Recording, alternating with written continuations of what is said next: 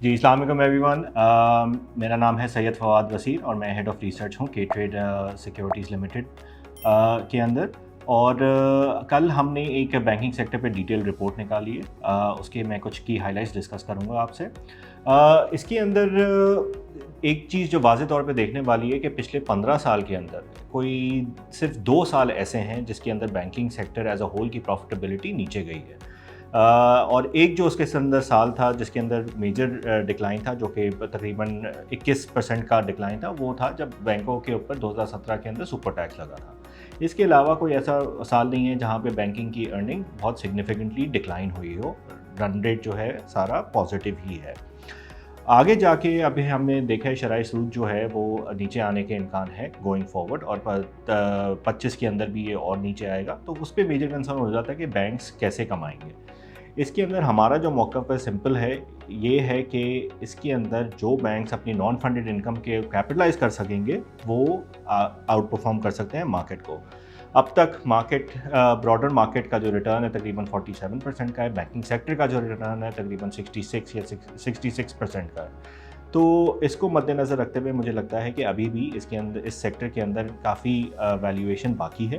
और उसके अंदर हमारा जो 7 बैंक की कवरेज है, उसके अंदर तकरीबन ये 3 बैंक्स ऐसे हैं जो कि अभी भी काफ़ी सिवियरली अंडर वैल्यूड है कंपेयर टू अदर बैंक्स। उसके अंदर शुमार होता है एचबीएल, बैंक अल फलाह और फैसल बैंक। ये 3 बैंक्स हमें हमारे टॉप पिक्स हैं राइट नाउ।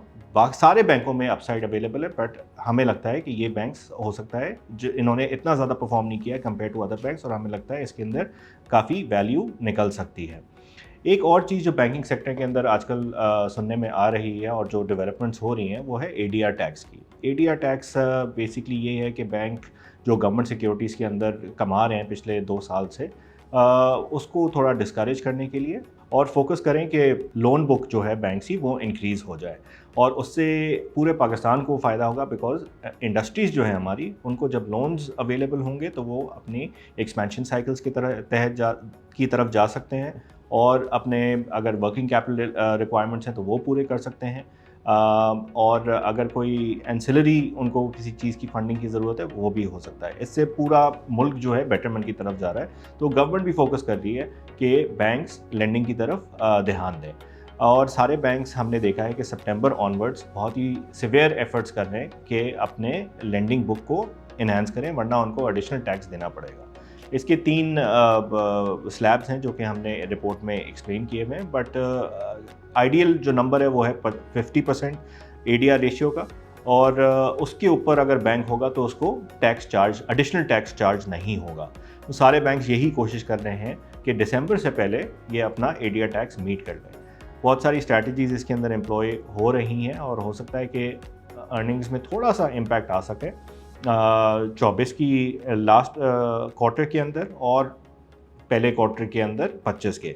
बट हमारी जो रिपोर्ट का आउटले है वो तकरीबन 5 साल का है। ओवर द नेक्स्ट 5 ईयर्स हमें लगता है कि बैंक्स जो हैं अर्निंग वाइज भी और यील्ड वाइज भी आउट परफॉर्म करेंगे मार्केट को। जैसे हमने बोला कि बैंक्स की अब जो जैसे हमने पहले मेंशन किया कि शरह सूद जो है वो नीचे आ रहा है, तो बैंकों पे जो आपको रिटर्न भी मिलता है बैंक अकाउंट्स पे, वो भी कम होता जा रहा है।